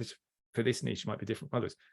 I just get really, really good at it. And that market of carpet cleaners or whatever, gosh, I'm going after that versus, you know, so me saying no to stuff, as long as it's like big enough kind of market, means you get more of a good stuff that you can help more with. And if you can help more, you can charge more typically. Do you need to be employed first to do a business? The word that stands out there, what's the word that jumps out to everyone there? Employed. First. It's need. Need for Need. me. Oh. Do you need to be employed first to do business? No. The answer is no. If you need to be employed to be first to do a business, then that means every single person in the world who started a business had to be employed first. Is it possible there's one person that didn't? Yeah, there is. So you don't need to be. That's like maths, you know. But that's kind of like, if somebody says, no, you need to have worked in the industry first before you get a job. I was saying before that when you say you need to do X, Y, Z, or you say it to yourself, I need to do such, often precedes a limiting belief. So whenever I see that word, it's like a red flag for me. It's like, no, not a red flag. It's just boom, I go in high alert. Whoa, hold on. Do you need to be? No, you don't. Okay. And if someone says that to you, then they're likely pushing something on you, either their own limiting belief, or, you know, you need to go this path. They're selling you on a path, you know. So like, to me, it's like either subconsciously they're putting their own limiting beliefs onto you, or they're consciously trying to sell you something, not necessarily for money. Yeah. Can I give an example to this point? Yeah. Yeah, so a while back was when I was cold calling, but I accidentally ran across a business owner who didn't need anything, but I just asked him, hey, can we do lunch? Can I learn from you? His story, so to this point, he was 17 and he had to drop out of high school because his parents divorced, his mom went to a different state, and his dad could not be a good parent for him. And he realized, if I cannot do something, make enough money for an apartment in the next month, I'm going to be homeless. He immediately started with lawn care. He already had a lawnmower. His dad bought him a while back, and he just started mowing lawns, just knocking doors, mowing lawns. Within 2 years after that, with the skills he already had, he said, hey, I don't like the Texas heat. My skin's almost burned off. Maybe I can try painting. Did not know how to paint, barely knew how to paint. And some of his lawn care clients needed a room or two painted. And he was able to start out and try it off in their homes, watch some YouTube videos. And 4 years on from that, he said, hey, I think I can do anything if I at least start. Maybe I can do construction. And right now, as of right now, he's 24 and he runs an $8.5 million a year construction company. Yeah. So drop out, almost homeless. And he just put his mind to it because he realized he did not want to be homeless. He did not want the risk. He had to do something, and he didn't need a job. He's never worked a job, and he's very proud of that. Yeah. And his mindset, you have no doubt he could do whatever he wants. Something like that, because he believes he can, because he believes he's good. And not the word. He doesn't believe he's good enough. He just believes he's enough. I am enough. It's not even a doubt in his head. He just go off and do it. And for any challenge that comes up, he can overcome it. So for the big thing, two things he mentioned was growing past 8 employees and then hiring, because in his line of work, you have a lot of sketchy people showing up, and you had to learn real quick. How can I detect if someone's going to be a flake, if they're going to do a bad job, if they're going to steal things from me? Like there's no guide for this. There's no easy way to do this. He just had to figure it out. But he knew if he paid attention, tried to learn, he could. And that's how he got to where he is now. Yeah. Yeah. Love that. Yeah, I was just gonna say, like, for me, I have a job because I have expenses, but that just means that it's not the end. It's just, for you to cover your bases, but then you can work on your business outside of work, is what I'm doing right now. Yeah. And there's nothing wrong with getting a job. It's mentioned many times in the forum. Just my story, did really good at school. I was one of the idiots who just, there's a test. Let me go and do the best I can. Never really, whatever. Until I went to college, thought this is awful. Hated that. Scraped by, learned how to pass exams in 2 hours, 2 weeks work every year. Come out, got temp jobs in factories and whatnot. Discovered Excel. Like, whoa, this is mad. I kind of got down into the IT route and got jobs, and I job hopped. As I got 18 months experience, I'd go and get another job, slightly higher paid. Got to the point where I was looking after IT systems and databases because I was fascinated by it. Then I went contracting, which is like, so I went from a permanent job to where I was in the team, but I was paid a daily rate to my limited company. I didn't have sick pay, pensions, paid time off and all that kind of stuff. Then discovered Google Ads because I wanted to learn how to do websites, but I realized I'm rubbish at learning from books. That was beaten out of me. So I knew the best way for me to learn was to actually go and find somebody who needed work. My brother-in-law, electrician, had needed work because the economy was tanking in 2009. So I picked him and I said, right, I'm going to use you as a guinea pig, because that meant at one point, oh, do I use Joomla? Do I use WordPress? Do I use Drupal? Whoa, this isn't helping my buddy. He's not getting phone calls while I'm mucking around with deciding which framework to use. Got a website going. He was delighted with website, no phone calls. Oh, we were looking up SEO and a voucher fill out for Google Ads. Okay, what's this? Let's have a go at this. He got his first phone call. Wow. So my goal was to help him. That's why I keep saying in the forum, if your goal is to help someone, you'll do the things to help them, not all the things that, oh, no, I need to study this, I need to learn that, I need to be able to get certified for this. No, I ain't going to get his phone ringing if I'm doing Google certifications. He got his phone calls. I went, wow, this could work. I went to local business courses, which were terrible. It was all about creating business plans and avatars. It was just silly. It was just ridiculous stuff, that you don't need to get going. But on that course, and this is another learning, I was like, right, at the start, everyone, what is it? Can you quickly introduce yourself, name, what your business? Oh, well, I do Google Ads for people. People are like, really? So they come over. That was me just it being in the same room. Didn't have to be a best in the world. This is what I do. People come over. Let people know what you do. Somebody will be like, oh, I know somebody does. He's got a website, sell wedding dresses. Could you help them? Got a little bit of experience doing that. Then a couple of jobs. I got a job as like the analyst in a team spending 120K a day, 35 Google Ads specialist. I was like, this is for me. I'm a Google Ads. I know Google Ads already. I'm a data dude. Into that, 18 months of that. Then got headhunted by like a startup, another permanent job, and all the while had little clients on the side. Then yay, I'm off back freelancing, but with a different skill. So I use skills to get skilled up, get paid to learn, get skilled up. And then I learned as a contractor and as a freelancer how to just chat. Well, I was good at chatting to people anyway. Actually, I wasn't in school. It's kind of a learned thing, I suppose. Once you realize that actually I might be shy, but they don't care. Like you talk to them, get them talking.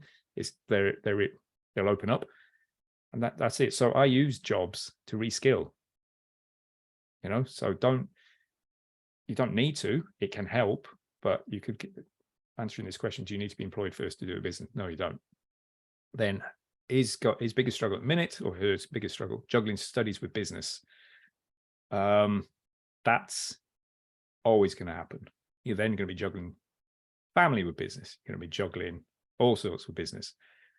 Here's my way of looking at it. I think, I can't remember which Parkinson's law. I can't remember which one. Your work will expand to fill up the time you have. Same as when you've got a desk at school. If you've got a really big desk at home, all your work spreads out, cover it. If you've got a small desk, you just end up having to be neater. If you've got less time, if you had to go to the airport, you had to leave the office at 12 to go to the airport or leave school, you would get all the work done in the morning. So the fact that you've got less time can actually help you. The less resources you have, the less money, resources, the resources, less time, money, skill, whatever, you're going to have to then hustle and make things happen. And you know what it could do? It might make you focus on the one thing that needs done. At one point I used, after my brother passed, my head was all jumbled up. I'd go for walks every evening and I'd have so much stuff to do. My to-do list was huge. I'd go for a walk. So I might have 2 hours work time. I'll go for a walk for 45 minutes. I'll come back and I'll be like, oh, I don't need to do all that stuff. I just need to do that one thing there. And I chipped away doing that. So maybe some tips in there. Maybe we'll do one more and then can wrap up. Maybe we could do another one next week and just try and go through some more of them, some other ones. Like this load stuff. Right, so these are quite specific. Actually, there's some really good questions in here. This one, I maybe like, what skills would you learn first if you're starting again? Or what? Right, so I have my son is 15. I just want him to be able to chat to folks. You know, not to stand there going like someone's talking to him, he's not able to look at them. Just chat to folks, look them in the eye, chat to them, be confident. Just and you know what? You don't have to go on a course to do that. You just chat to folks. The simplest way of doing that, if you're real shy, is somebody's at a checkout. You know, you're going to pay for something at the garage or whatever. They have to look at it. They, you know, you can say, "Hey, how's it going? Thanks very much." Boom, you're gone. They're a professional talking to you, small talk person, but it's very quick and you're gone. Just keep doing that. And if I like, so I even tell my young lads, so there's 13-year-old and no 12-year-old and 11-year-old as well. They're kind of like on YouTube all the time, watching you. They're playing games and they're watching people playing games on YouTube. That's all they seem to do. Kick them out back to play football, but it's all YouTube. I think there's a big thing, like if you've got zero skills at all at the minute and you're thinking, what can I do? Technical skills like that, creating short videos out of long videos, I think is a great skill to have, but also some businesses can make a lot of use of that and would pay for that. There's people in the forum that have offered that as a service, like one of the sponsored ones is like that. The beauty of something like that is, and I'm not suggesting that's the only one. I would just want to suggest why that one might be better than copywriting. To do copywriting, your English has to be excellent. You have to understand sales. You have to try and figure out the mindset and where the person is that you're trying to sell to. You have to understand there's a lot of things you have to understand to be able to write good copy for a product or a sales page or for an email newsletter or whatever the heck it is. Whereas learning to create little videos, that's almost like a technical skill.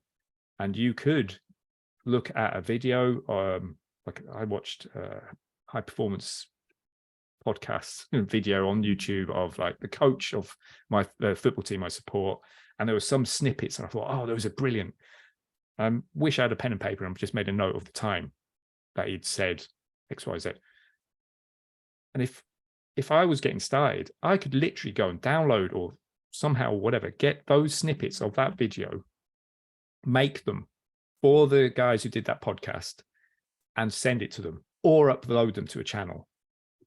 I don't need their permission, is what I mean. I don't need their permission to do that. And I've already added value. Hey, look, I did these. I loved that podcast you did with Eddie Howe, manager of Newcastle United. And it's particular part, loved it. Boom.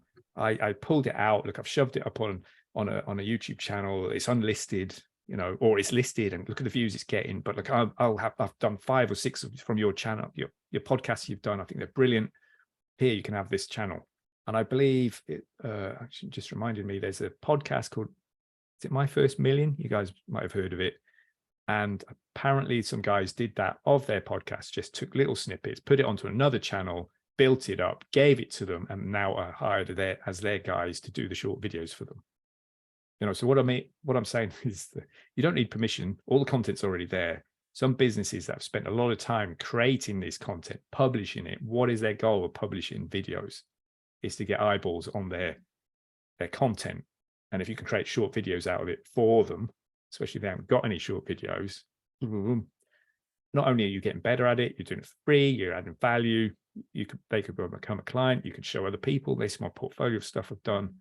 It's so visual, so obvious, and lots of businesses are aware that they could or should, not should, but they could be using video to help them. And if you do it, it can go on LinkedIn, like one video could go on LinkedIn, YouTube, TikTok, Facebook Reels, Instagram Reel, or Twitter even, you know. So that is a skill, technical skill, and then like a soft skill, just chatting to folks. What's the biggest mind shifts that made you successful?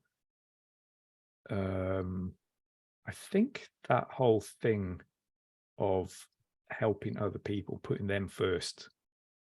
I think that just, like, I was quite very shy and quiet in school. barely spoke to people, barely had eye contact. It was just really, really quiet. But as you get older, this will happen naturally if you are that way shy, and you'll notice that when you go out to help other people or talk to other people, you just forget about yourself now. Like, for instance, the classic one in the forum is that people will say, "Oh, they're scared of doing this, scared of doing that." And I'll be like, right, if you were coming out of a grocery shop, an old lady dropped all the apples and they started rolling around the place, you'd rush over and just pick them up and help her. You wouldn't be like, "Oh goodness," you just go do it. You're no longer in your way, right? So if you're focusing on other people, trying to help them, everything else kind of falls into place, I think. Yeah. And why people stay stuck in their path to fast lane, what do you do to unstuck yourself? I sort of answered this before. If I get stuck at any point, I go back to Mother Teresa's quote, which is in my signature: never worry about numbers, help one person at a time, and always start with the person closest to you. That always gets me unstuck. That's when I was like, oh, post that thing on Facebook. I'm thinking of doing this. So only people like Facebook friends saw it. And boom, I was off to the races again. I got stuck. It was like, oh, I was going around in circles. I have to make the course this, and what's platform should I use? All this sort of silliness. And it was like, you know what? It's not it. Forget it. I need to be helping folks, and start with the person closest to you, as in people who already know you. That is such a good quote. Yeah. I like that. That is my favorite business quote. It's not even a bit. Mother Teresa, not known for business. She has made a big old dent in the world. Imagine just turning up a war zone. You've got loads of. How do you start? Well, you start with one person at a time, person closest to you, work your way. You know, good things happen. Yeah. Maybe my grandmother is like, it's the same thing. You know, my grandmother doesn't know how to do this, doesn't know how to do that. So you just talk to her and say, hey, we could do this, we could do that. And she's got dialysis and doesn't know how to work a cell phone. She's blind, and it's just a matter of helping people. Yeah. Yeah. And I think that's a great note to finish on. Just honestly, start helping people. Help people, get paid, help more people. So start, sell, scale. Start by helping people. Like, might not be entertaining people if like your thing is, you know, it could be entertaining. Replace the word help if you think that's too foo-foo. Serving people, whatever. Help people, get paid. That money comes in, allows you to grow a business, allows you to do more of it. That's the idea. Can I add one more thing, Andy? I apologize. A great member on the forum named Runham came to the Dallas-Fort Worth, Texas meetup. As an excellent post on this when I was talking to him. Just know that everybody else around you has challenges. Just see how you can help out. Oh, yeah. Just They all have. Yeah. Yeah. So that thing when I'm chatting to people, I'm like, there is something that they will light up if they talked about this subject, if I could find it. And I'm not necessarily always trying to find it. That's just a bit weird. What's a good tactic though, Andy? That's common interest. That's a good tactic though. It really is. Works out well. Yeah. And then the other thing is everybody also has their little struggle or their, they're dealing with. And if you're just conscious of both, you have empathy and you treat everybody different. Yeah. Cool. Right. There's a ton of questions in here. Maybe we'll answer them in the forum, in that thread. Covered some of it. Hopefully this will help some of you guys who may be stuck, just giving you little ways to get unstuck, get out of your own way, basically. So, and well done, Lautiti. Is it Lautiti? Is that Shen? Yeah, you can call me Shen. Yeah. Shen. Yeah. Okay, that's your username in the forum. Right. Yeah, fair play to you for, just getting it all started, getting the ball rolling. So, guys, I noticed there's a ton of questions, about 37 plus things or messages. Yeah, I don't know if I started like an online meetup, would you guys want to attend? Because I mean, I could start one. I've got time on the weekends to do stuff like this. Would you guys be interested? Yeah, sounds good. Do it. Yeah, I would be. Shove it in the forum. I'll do if it. you can I know you got little chats here, there, and everywhere, but trying to keep it in the forum because it helps more people. And obviously, we've all met in the forum. It's kind of a nice thing for MJ. If you can. Now, what was I going to say? If I pause this, will that list of questions get sent to a file automatically? What do I have to do? I don't want to lose it. That's a question. So I think it does get, there was some conversation, but I think it does get retained since All you've right, been doing. hope so. probably, I know when you close it though, I think all the Yeah. questions disappear. Um, I don't know. right. Okay. If you've got questions from this, ask them in the thread. The questions that we haven't gone through, I may try and just answer quickly in the thread. And like we can all answer. It's not just sorry, just because I created the Zoom thread doesn't mean we can't all go in and add your 2 cents as well. So, and great to see you all. I love seeing people from the forum. Every one person, all you see is one person go, whoa, it's a person, not just a little avatar. It makes everything come to life. It really does. So, all right, guys, I'll let you go. Speak Quickly as later. well, PRT. I think you need to actually say like to yourself that you are enough. You may not be experienced in cold calling, but you know, take that away that you're enough, that you can actually do it, you know, and just get started. Just call someone. Yeah, I was definitely like, hello, can you guys hear me? Yeah. You can hear. Yeah, okay, yeah, awesome. So Yeah. yeah, so I've been kind of, you know, like procrastinating on taking action with this. And yesterday I just did my first few calls. I kind of had that I'm good enough moment. So I just did a few calls, and I will say I have absolutely no idea what I'm doing. I'm like stumbling over my words and whatnot, but you know, I think that's okay because I'm gonna get better over time. And this is just starting out. So Yeah, just do it and improve it again. What was the question? What is it you're cold calling about, PRT? yeah, so Yeah. I'm doing web design. Yeah. So Right. And have you got any clients yet? no, but I'm in the process of trying to get some clients. Okay, so I think even right, so I'm going to defer to Rob Fox in the forum, Rob O'Rourke, because that's his thing, the website. But he's even said how I would say it is start with the people, you know, that Mother Teresa quote, start with the people who already know you. I was given this advice. I put it up in a little short video, and I've got a thread about it. Right. When your back's against the wall, basically, and this works for people whose back isn't against the wall, just send out a note, either a message, an email, or phone call to people you already know, everybody you've already worked with, know your uncles, your aunties, your friends, right? And just say that something like, I'm starting to do XYZ, or I'm doing XYZ. Yeah. Do you know anyone who needs any help with XYZ? Right. So you'd start by saying, hey, PRT, long time no speak. How's the golf going? How's the this, that? Because you know them.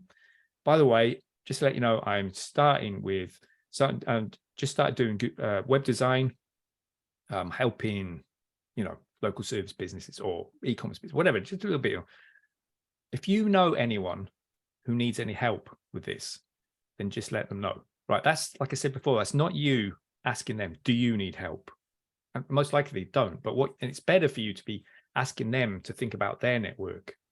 Right. Now, the twist that I put on it was because I was doing Google Ads and I was known to be doing Google Ads. I said, hi PRT, hope the golf's going well. How are the kids? Just to let you know, some space is cleared up in my calendar. If you know anyone who needs some help with Google Ads, just let them know. Now, what that does is it doesn't make me come across as desperate. Some space is cleared in my calendar. Oh, his calendar is normally full, but there's some space cleared. Now they're thinking, oh, how can I help Andy fill that space? And how can I help somebody get into that space before it closes again? Right. So they're thinking, how can I help Andy? And how can I help someone else? Right. And they're going to make those connections. So I did that. And what happened was someone went, oh my God, Andy, I forgot. Yeah, actually, we just started a project. We're probably going to need someone. Let's hop on a call. And I got some work immediately. And I was like 2 days before my mortgage was due. And I was like, ooh, I ain't got any contracts. What's going on? And boom, I sent that email out. Right. So I would do that before going cold calling. I would do that before running ads. You know, so this is your warm network of people who already know, love you. Yeah. If you haven't already exhausted that, then do that first. I've done a little bit of that. I went to my school community and I said, like, I'm starting to do web design. And I had one of my friends contact me. He was doing SAT tutoring. So I built him a website. Yeah. And I'm not really sure what to do now. Now I'm just cold calling because I'm trying to find like some businesses in the area who may or may Right. not like want a website. Okay. So then potentially this is where you are become a peer. If you go to andyblack.net, I've got a little, one of the links is like a free newsletter, which I don't send any emails out to. But I've got a little bonus, I will every now and then, but I've got a bonus area of a call that I did for Rob O'Rourke's group about how I got going with the Google Ads business and how I'm scaling now, etc. Right. So that's worth, because it's a chat like this where I presented, I had like a PowerPoint I was going through. And one of the things I did, like I went to that business course. I went on a course with peers, with other people starting business. I got chatting. I introduced myself. This is what I do. And they were like, oh, wow, you do that. But I wasn't there to sell to them. I was there to learn LinkedIn for business or whatever the heck it was. Okay. So I'm not like a wolf in sheep's clothing coming in trying to, I'm a peer, the same as them. So potentially you can join Facebook groups of business owners in your county or your country. I'm in a group of 3,000 business owners in Ireland because I'm in Ireland and I wanted to be in a group of non-marketers. And it didn't take very long. I was just bounced from someone to ask a question about this, or I'd ask a question like, if I was to get an intern, what does it actually mean? And people replying. I was just being a business owner with other business owners. And then something would come up. And I'd help, and it didn't have to be about Google Ads. And before something did come up about Google Ads, I wasn't waiting for it. I just answered it. And before I knew it, other people were like, oh, pop in. Oh, this is helpful. Could it do work for this and for that? And of course I could answer it. And then before I knew it, guess what? It was a quiet group for 3,000 members. The group owner saw what I was doing and just making the place more engaged. And she reached out. We got on a phone call. Oh, look, I really appreciate you doing such and such. By the way, we have a paid in a group and a certain thing. And she was like, I think it'd be great if you do a course. Could you do a presentation about Google Ads for them? I was like, oh, of course, yeah. There you go, just for the. And I put that, and I said, is it all right if I get a copy of it and just shove it on YouTube? She's like, oh yeah, absolutely. So I did that, and it's up on YouTube, and you can see it at andyblack.net. I've got the Google Ads workshop. Right, that's me doing stuff for free, and it's out there for other people, and that's right. So a tactic, I hate to use the word. You could go into Facebook groups or communities of people using software you use, maybe. Yeah. So you could be in a group of web designers all using whatever the heck. I can't remember. Don't know any. Divi, WordPress. Yeah, something like that. So eBay. all using that. And then you're a peer with everyone else. You're all chatting about this, that, the next thing. You might then, you can raise a question. I don't know how to get business owners XYZ. I've built a website for like a school or something. Oh, I know people. That's it. That's how it gets started. Yeah. And what happened with me, I would be in a Facebook group of people growing memberships at one point because I thought, oh, I'm trying to figure this out. And somebody got chatting to me. Oh, you do Google Ads? Got chatting to him. He became a client. And he had his own Facebook group of PT instructors of 14,000 of them. And he was like, Andy, I'd like to introduce you into this group. I will introduce you into this group as my Google Ads guy. So that was me getting brought into a group by the owner, introduced, not me coming in, not a PT, not a personal trainer. That'd be weird, me coming in a group of electricians. Hey, I can help you with Google Ads. They would boot me out.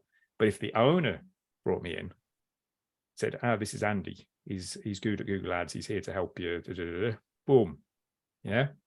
So that comes from the phrase by Steve Martin, the comedian, be so good they can't ignore you. If you go into a group and it's quiet, I suppose I did it in a Fastlane forum. I bounced in. I wasn't made a moderator because of my Google Ads skills. I just bounced around helping folks. And they were like, oh, this is good. We need somebody like that. Make him a moderator. You keep him here. So if you do that in groups, communities, just get out there, help folks. It'll come back. So I would do that before cold calling. The reason being, I would. It's visible, it's seen. Help people be seen helping people.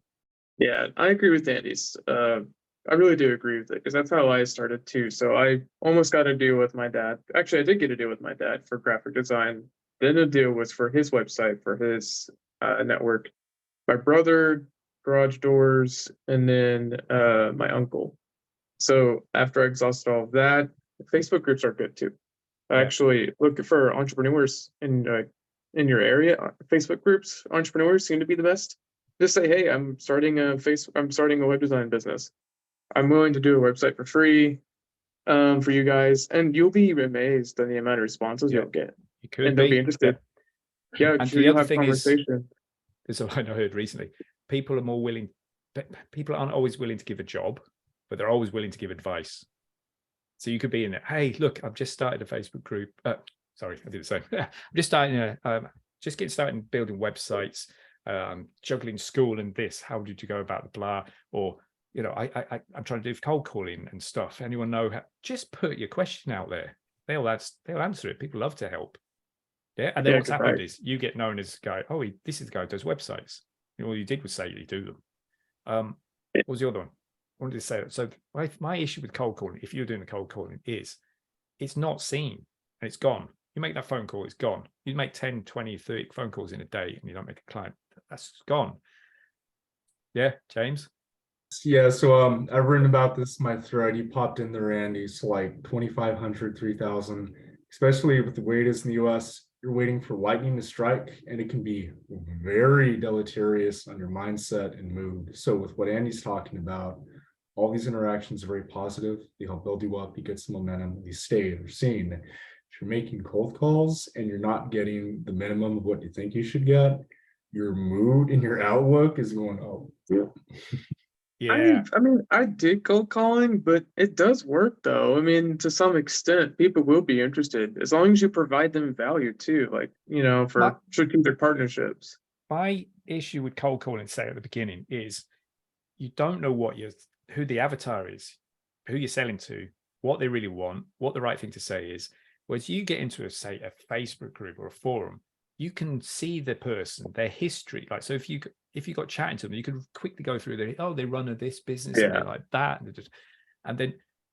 But it's also, if you were to help someone in a Facebook group, so they post, it's almost a rule: go in, don't say what you do, don't start a thread. That will stop you. Like, hey, I'm a thing, and here's my ad, and it looks like an ad, and everyone else. Just go in and reply to people and help them. Right? Before long, you will get seen by the group owner. Right. So what I've figured out: help people, be seen helping people. Ideally, be seen by the group owner helping people in his community. They will love that. What do they want? They want an active community of people helping other people. If they spot that, boom. Or if you want to get on somebody's radar who runs a community, just go in, help loads of people in the community. They will love it. Don't go in selling. Yeah, they won't like that. I You'll get booted out. I don't go straight off selling just based on the first phone call. More like I actually meet them either face to face or through Zoom first, actually, and have a real conversation just to see if I can help out anywhere. Yeah, like I just try to. That's what I do. I phone call them, but the purpose is just to get them on a Zoom call so I can chat with them and see if I can help. My thing would be, if you can get into these groups, and look, you might have to kiss a few frogs before you find a decent group that's active and people aren't like business groups. They're all posting, here's our vendors, here's our painting. It's like no actual conversation. But if you can start conversations going, hey, by the way, I'm stuck with this. Honestly, that will get people like replying, because people love to help, like I said, rather than give a job. You get it going. The group I agree with that too. The group stuff I do. I'm part of some groups, but I just find that most people, like, you know, unalignable. So there's some groups on there like website support or SEO, business, or whatever. There'd be like one person that literally says, "Hey, I need help" or whatever. So like you guys can do this too. You can reply to them, but I see there's like 30 people offering the same service in like one group. So it's just like, how do you? So like a tip that I do to make it different in these groups is I try to actually I'll reply, but actually send them a connect request and just be like, "Hey, give them value and try to see where you can help out." I've got a thread in a forum called PM Me, I think. I called it that, because I saw in a group, I was just lying on the sofa watching telly, and I was just scrolling, and somebody had asked, how do you get your developer and your, I can't remember what, your developer and your designer, and two freelancers talking to each other properly? And there was a stack of people, PM me, PM me, PM me, PM me. It's like, yes. So I just started replying. Oh, and before I knew it, and I was on my phone probably for half an hour, I should have just gone to the computer and read. I had to go back and bullet point number all 12 ports. So I started, and then I flipping by the time it all got out, and I posted that. He PM'd me. Yeah, we ended up Zoom, not to become a client, but just to chat about it. Right. So instead of me, so I literally. So here's the thing: if I say PM me, first off, he's not gonna. But if we did go to PM too fast, it hasn't left. Nobody else sees the advice that I gave. So I put it out there. It now lives in there. Other people saw it that day. Yes. The thing about, like, if you have a phone call with somebody, that conversation you have with them, even if it's a brilliant phone call, nobody else will see it. Me giving a presentation to a group of people because they got invited to, a lot of people saw it. I made a copy of it and I showed it on YouTube. A ton of people have seen it since then. Right. So that's the thing about the cold call. It's hidden, it's gone, it's gone. Whereas if I help somebody literally, and it's, I call it surfacing the conversation. So I'll do it in the forum. Sometimes I'll be chatting PM someone. I'll say, oh, look, why don't you add this to your progress thread? And I'll reply there, and other people will come in as well. And it surfaces it, and it helps other people, and it gets more people into it. And that's why I'm doing it, because it helps them. But it would get my responses. If everything was in PM or everything was in a phone call, cold call, it's not getting seen as much, is it? So think about that. Help people, be seen helping people, be seen by the group owners helping people. Yeah. And it's the weirdest thing. Like I said, I've been in these groups, and a member will just chat to you. They've got their own massive group, bigger than the original one, and they invite you in as like, I'm like the resident expert. I'm invited into a group of like B&B owners, PT instructors, permanent makeup artists, people who do tattooed eyebrows and stuff like that. It's like I actually have to say no, because we're just too much being there. Too many people asking questions. Cool. All right. So hopefully that helped, PRT. I have got quite a lot of stuff. I'm not knocking cold calling at all. I personally think cold calling could work, or maybe works better once you've figured out exactly who you're trying to deal with and exactly what your offer is to them. Oh, I help schools or the creches. And you ring up all the creches. Hi, I do this XYZ for creches, blah, blah, blah. This is the offer, because you've figured out it works for them. We do a 5-page website that does this, and I do the booking. And then, is it something you're interested in? Oh, wow. You know, if you'd figured all out, but I think the way you figure that out is actually by dealing with lots of people, figuring out, oh, creches aren't great to work with. These aren't great to work with. Oh, plumbers who have this, yeah, or whatever. So you do say, I've said this in a lot, say yes to everything to get started, then say no to scale. Say no to lots of stuff to scale. So you say yes to everything, figure out what works. Oh, this works really well. And then you say no to everything else. So guys, you've been brilliant hanging on for nearly 2 hours. 2 hours. Yeah, fair play. I knew it wouldn't take me an hour. And there's I can see lots of great conversations going on in the chat as well. So well done. Right. I'll pause it and I'll just shove it straight up to YouTube or something like that. And then link to it in the forum. So Awesome. Yeah, thank you guys. Thank you, Andy. Thank you. all right. Thank you. Brilliant. Enjoy. Thank you, guys. Speak to you later.